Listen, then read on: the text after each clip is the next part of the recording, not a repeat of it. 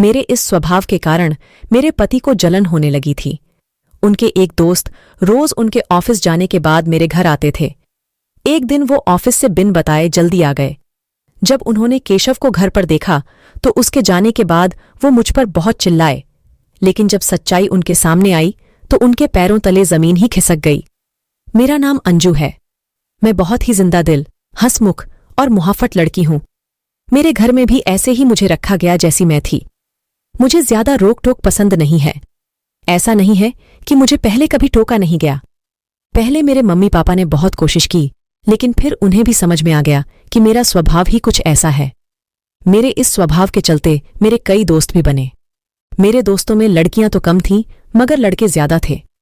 मेरी माँ को हमेशा मेरी ही चिंता लगी रहती थी कि कल को ससुराल जाएगी तो वहां क्या गुल खिलाएगी, पर मेरे पापा कहते थे कि जो भी होगा अच्छा ही होगा, ऊपर वाले ने इसके लिए भी कुछ सोचा ही होगा। मेरी शादी की उम्र होते ही मेरे लिए रिश्ता ढूंढना घर वालों ने शुरू कर दिया था। कई तो घर तक पहुंचते ही नहीं थे, उसके पहले ही केवल इसलिए मना कर देते थे कि लड़की बोलती बहुत है। अब बताओ, भला ये भी कोई कारण हुआ किसी को रिजेक्ट करने का? लेकिन मुझे इन सब बातों से कोई फर्क नहीं पड़ता था। मैं अपनी लाइफ में बहुत खुश थी, बोले तो बिंदास।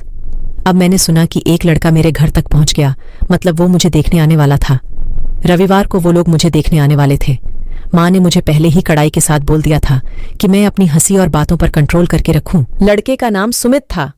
सुमित और उसके घरवाले मुझसे मिलने आए और फिर जैसा कि होता है, चाय नाश्ता होने के बाद सुमित और मुझे अकेले में बात करने के लिए कहा गया। मैं कब से अपने आप को रोक के बैठी थी, इतना चुप तो मैं कभी नहीं रही। फिर क्या था, जैसे ही वो आए मैंने बोलना चालू किया। मैंने उससे सब पूछ लिया जो मेरे मन में था। कितना कमाते हो, घूमने का शौक है कि नहीं? बीच में मुझे लगा कि कहीं यह भी मुझे मना ना कर दे, पर सुमित को मेरी यह बात ही पसंद आई। घर वालों ने हमारी शादी करा दी। सुमित शहर में एक बहुत अच्छी सिटी में रहते हैं और वही अच्छी जॉब करते हैं, इसलिए शादी के 1 महीने बाद ही मैं भी वहीं चली गई। सुमित सुबह 8 बजे ऑफिस चले जाते थे तो 6 बजे वापस आते थे। एक दिन ऑफिस के सारे उनके फ्रेंड हमारे यहाँ खाने पर आए। शादी के बाद यह पहली बार था जब सब मुझसे मिल रहे थे। उस समय तो मैंने उन लोगों से बात नहीं की, लेकिन जब घर में वो आए तो मैंने सबके साथ खूब गप्पे लड़ाए। उन्होंने सुमित के बारे में पूछा।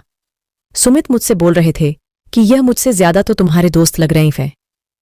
उसमें ही सुमित का एक दोस्त था, केशव। वो पहले सुमित के साथ उसी के ऑफिस में था, लेकिन अब वो मॉडलिंग करने लगा था। मैंने उसके साथ भी खूब बातें की।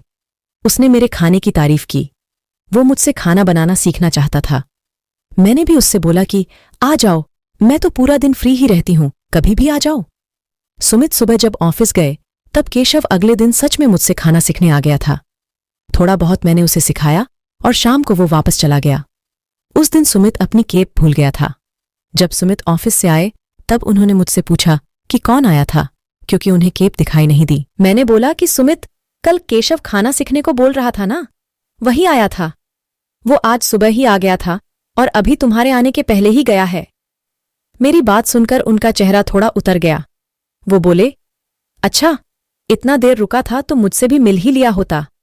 मैंने उस समय उनकी बात पर इतना ध्यान दिया नहीं।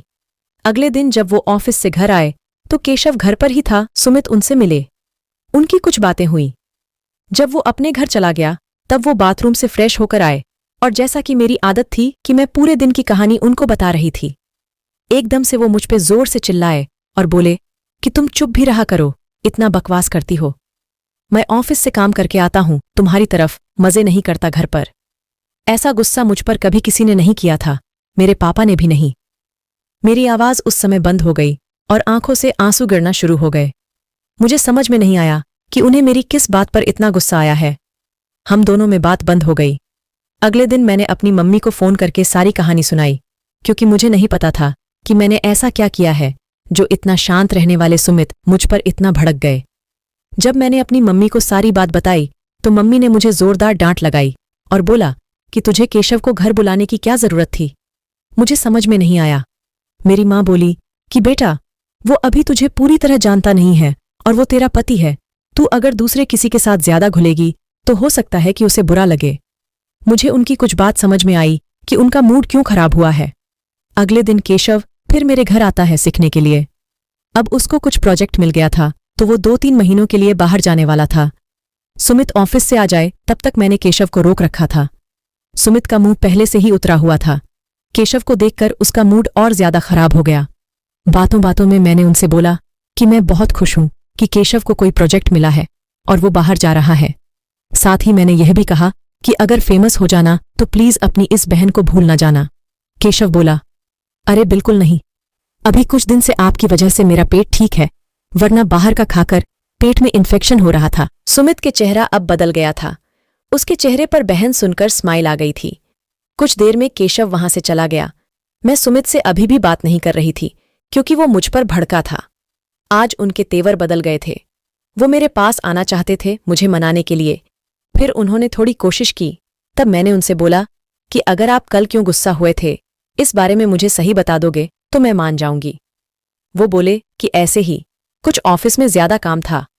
मैंने कहा, नहीं, मुझे पता है कि क्या बात थी। वो बोले, क्या?